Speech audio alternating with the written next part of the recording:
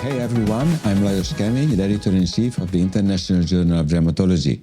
Our guest today is Dr. Noureddine Litaiem, an Associate Editor of the IJD and Section Editor of Infectious Diseases. But first, let me introduce you briefly Dr. Noureddine Litaiem. He's a professor of dermatology, the Department of Charles Nicolle Hospital, University of Tunis, El Manar. He serves as the Secretary General of the African Society of Dermatology. He has authored numerous journal articles and book chapters with a primary focus on dermatological surgery, nail disorders, dermoscopy, and hidradenitis suppurativa. So, welcome, Noureddine. It's a great pleasure to have you here with us today. Yeah, I know that you have been first the journal editor in the International Journal of Dermatology, and now you are a section editor already. Could you tell a few words? What was your motivation to join to the editorial board of the International Journal of Dermatology as a junior editor first? And then I will ask further about the section editorship. Yeah, thank you very much. So, the story is interesting because I was exposed to the interest of the journal early in my residency. So I was encouraged by my mentor, Dr. Najib Doss, to have a membership in the International Society of Dermatology very early in my residency. So this journal was like the book that I have every time with me. So I read the International Journal of Dermatology, and what was striking for me is the focus on continuous medical education and this journal really was interesting for me because the papers published were about diseases and disorders that we encounter. So this was like a journal that I liked very, very early in my. This is what I wanted to ask you. Why IJD? Because we do have so many great journals. The Blue Journal, the JAD, the JAMA Dermatology, European Journal, and British Journal. Why was your one of the favorite journal was the IJD? Maybe because of these rare and neglected diseases, or what was the special aspect of this? Yeah, what was special about this journal is that it is helpful for clinical practice. Yes, and you mentioned the neglected tropical diseases, the disorders that we see in our daily practice in Tunisia. In Tunisia we see many diseases, and we have also people migrating from many parts of Africa. So we are also exposed to these disorders, and this journal answers many of our questions. So this is why very early on I was interested by the journal as a reader, and I was submitting the best of our research later to the International Journal of Dermatology. So this is how it started. So yeah, later when I was asked to join as a junior editor, I immediately said, yes, this journal is very important, and this was like an immediate decision for me. Yeah, now you are the section editor, because Najib Doss was really a great mentor of you, but now you replaced Najib. How was that feeling? Because I guess you are still in continuous discussion with Najib. How is the situation right now? Yeah, for sure. Yeah. So you mentioned the importance of this, of Dr. Najib Doss, who really was very, very helpful. And now the main focus is, for me, is to get a very important and quality review for the papers, but at the same time ensure a timely decision for the manuscript. So this now is the main focus, and I know this is a big responsibility as well, because we receive a lot of great papers and we need to have a good quality, but at the same time a very response in a timely manner. Yeah, let's talk about your own research interest. What is your main field of interest in clinical research or in basic research or in patient care? Yeah, so thank you very much. I am specialized, of course, we see a lot of general dermatology, but I'm specialized in dermoscopy, dermatologic surgery, nail disorders, and infectious disorders. So these are my main interests. And my research also focuses on this. And what is also interesting is that before joining the editorial board of the International Journal of Dermatology, I was submitting the best of my research to IJD. For example, when it comes to dermoscopy in inflammatory and also in neoplastic disorders, like for example, the paper on dermoscopic features of mycosal lichen planus, I said it should go to the International Journal of Dermatology. Did we accept that paper? Did we accept it or reject it? Did we accept? I think that it was accepted, and now it's online. And for me, I was proud because I found when I submitted it earlier, many years earlier, I was proud because in the cover of the book we have pictures of my paper. So I was very happy. You got the cover page. That is really great. We usually choose the best. We usually choose the best photos, clinical images to the cover page. There's nothing to do that you are a journal editor or something else. It is just on the quality. The best images get the first page, the cover page. So congratulations. I was actually not aware of that. Thank you very much. Yeah, because it was before I joined the editorial. Okay, I see. Okay, so it's completely independent from us. And also, as you know, one of the other aspects, artificial intelligence now is a big thing. So also we are focusing on these aspects also, and we have quite some interesting papers also in the IJD about AI. Yeah, everyone is interested in AI. It's a hot topic really in dermatology, but not only in dermatology, but in whole medicine and in our whole life. AI influences everything. Actually, it has a huge impact also on the submissions of paper because it could help a lot for those ones, for us, who are not really familiar in English. It is not our native native language.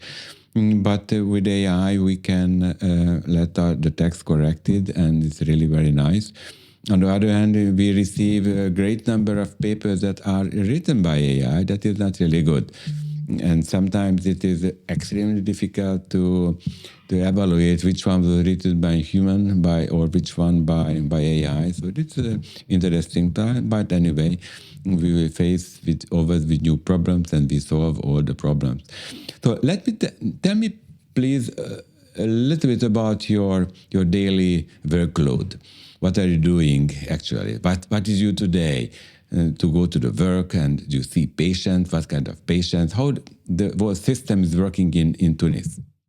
Yeah, so the system in Tunis, a lot of dermatologists choose to do private practice because they do a lot of aesthetics. And for me, I'm lucky because in my department, I see patients, I do surgery, but at the same time, I have this time for scientific research. So usually in our hospital, in the morning we see we have these outpatient visitors, and we also do surgery in the morning. And in the afternoon, we do the research, the book club, the journal club, and this is how we organize our daily work. Yeah, do you work also in private, or it's just a decision whether you can go to a governmental hospital or to the private, or are you allowed to do both? So yeah, in Tunisia, we are not allowed to do both. We have to choose. Mm-hmm. And and the majority for reasons of doing aesthetics, and also because the pay is a little bit better in private practice. And we are those who are in the hospital because we are passionate about our work.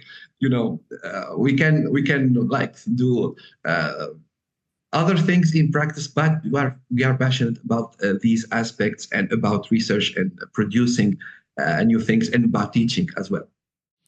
Okay, and how many doctors are working in your department? Yes, so in our department now there are 5 fixed permanent doctors, but we have also some visitors who are in other hospitals who come especially to do surgery, and but the permanent are 5 doctors, and every one of us has his own like subspecialty. So I do a lot of nails surgery, and my colleagues will do also dermatopathology, pediatric dermatology. So we are quite complementary. Yeah, I see that you were the lead author of a paper recently published, unfortunately not in our journal, about hidradenitis suppurativa, a consensus in Tunisia. How is it reimbursed? How is the reimbursement? So if you prescribe a biological, is it reimbursed or how does it work in Tunisia? Thank you very much. So thank you for bringing this point. So hidradenitis suppurativa for me is very important topic because it was like a neglected kind of neglected disease in Tunisia. I mean, many surgeons don't want to make them in charge, and biological treatment is not reimbursed in a normal manner because we have these procedures that allow us to benefit patients from biological therapies. And also another challenge is that in Tunisia, we have a lot of cases of tuberculosis, and some of the medication and antibiotics used in hidradenitis suppurativa would increase the risk of resistant tuberculosis bacteria. So these were the main challenges, and this is why, as you mentioned, we had this multidisciplinary work to introduce this consensus and on the optimal manner to treat hidradenitis suppurativa. And one of the aspects is to focus on the medications that should be prescribed as first line. Rifampicin, for example, should never be used in Tunisia because we have a lot of cases of tuberculosis, and biologic therapies could be prescribed, and we encouraged colleagues to do so. And we are happy because after this paper, we have an increasing number of patients in Tunisia receiving biologic therapy as well. Yeah, and you mentioned that one of your other research interests or topic of interest in clinical care is the nail disorders. What kind of nail disorder? Because I haven't found the paper on that.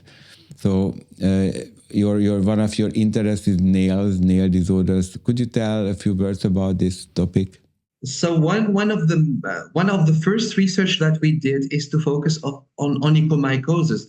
And we had 2 articles. The first was an original research article to see the dermoscopic signs of onychomycosis, and it was published in 2020.